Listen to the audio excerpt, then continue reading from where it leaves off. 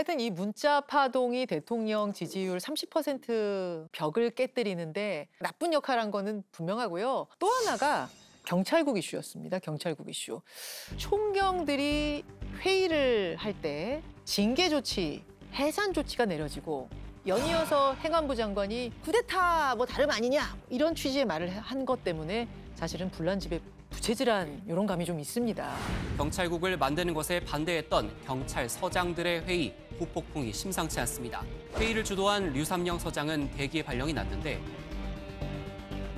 경찰국 신설의 배경과 취지를 왜곡하고 경찰서장인 총경이 집단 행동을 하는 것은 대단히 부적절하다고 생각을 합니다. 하나회가 12.12 쿠데타를 일으킨 것이 바로 이러한 시작에서 비롯된 것입니다. 하나회가 12.12 쿠데타를 일으킨 것이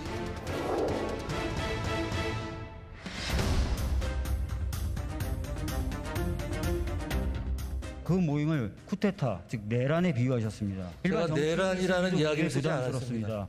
쿠데타가 내란입니다. 좀 다릅니다. 좀 다릅니까? 네, 그렇습니다. 쿠데타하고 내란이 다르다는 거의 유일한 학설이 나온 것 같습니다.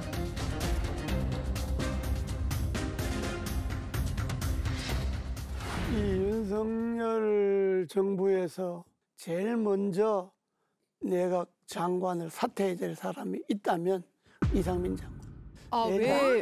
예. 경찰국 문제는 사실 경찰국을 두느냐 마느냐 하는 거는 크게 뭐 문제거리가 아니에요. 그건 토론해갖고 뭐 둘 수도 있고 안 둘 수도 있는 거니까. 그렇죠. 그런데 이번에는 이상민 장관이 이거 그러고 부스럼을 만든 거예요.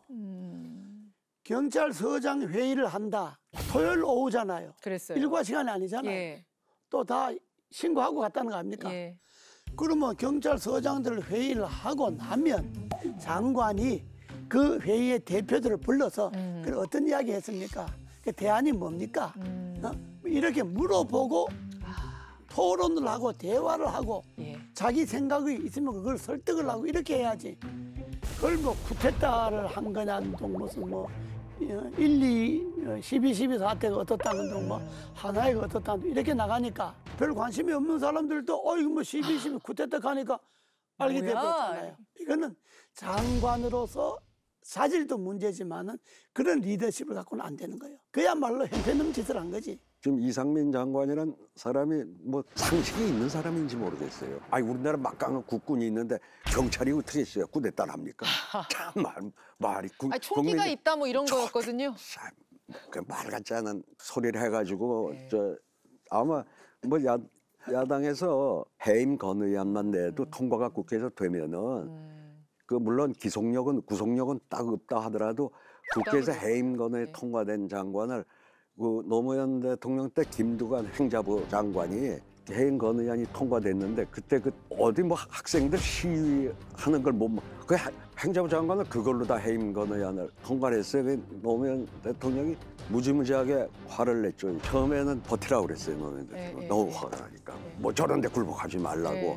근데 국회에서 해임 건의안 통과된 사람을 오래 끌고 가는 건 국회하고 척지겠다는 소리이기 때문에 할 수 없이 한 달 정도가 끌고 사퇴를 했어요. 그렇군요. 구속력은 없지만 상당히 부담이 되는 게 해임 건의안이군요. 그럼요. 그러니까 아마 이상민 장관은 최소한 나는 해임 건의안은 아마 야당에서 낼 거예요. 지금 뭐 국민의힘의 권은희 의원은 탄핵하자고 나설 뭐 정도 상황이니까. 탄핵은 이제 법적 구속력은 있지만 그건 또 이 탄핵이라고 하는 거는 또 역풍이 불 수 있죠. 있으니까 그냥 해임 건의안만 통과시켰는데 그동안의 행위로 봐서 전 이미 해임 건의안이 통과되고도 남을 만한 그 일을 했다고 봐요. 그래 국기문란 쿠데타면 요즘 쿠데타는 무슨 회의해갖고 하나? 오히려 이상민 장관이 그걸 그렇게 경찰을 가만 해결해도 될 문제를 시끄럽게 만든 사람이 국기문란이지. 응? 그게 쿠데타입니다. 그게 오히려 쿠데타는 이상민 장관이 하는 거지. 내가 볼 때는. 그러잖아요. 그렇게까지 보시는군요. 이게 보통 문제가 아니잖아요. 보통 문제가 아니에요.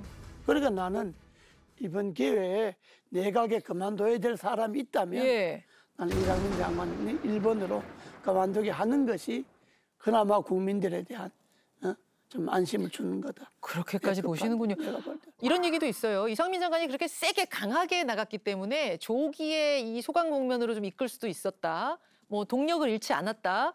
이런 이야기들도 있긴 있습니다만. 그렇게 볼 수도 있겠지. 그러나 그거는 정권의 시각에서 보는 거고 권력의 시각에서 보는 거고 예. 국민의 시각에서 볼 때는 예. 장관이 저렇게 하면 안 된다 이렇게 보는 지지율 30% 깨지는데 그것도 한 역할을 제대로 했다. 그게 지금 그 나왔다며 예, 갤럽에서. 경찰국 이슈 나왔어요. 지지율 3%, 뭐 2% 깨지는데 예. 경찰국 문제가 들어가지 않았으면 결국 그것이 잠재우는데 효과가 있었다 이렇게 본다면 그게 지지율 내려가는데 그러네요. 있겠어요. 그러네요. 결국은 지지율 내려가는데 영향을 끼쳤다고 그러니까 그게 2% 3% 나오는 거 맞습니다. 아닙니까? 알겠습니다.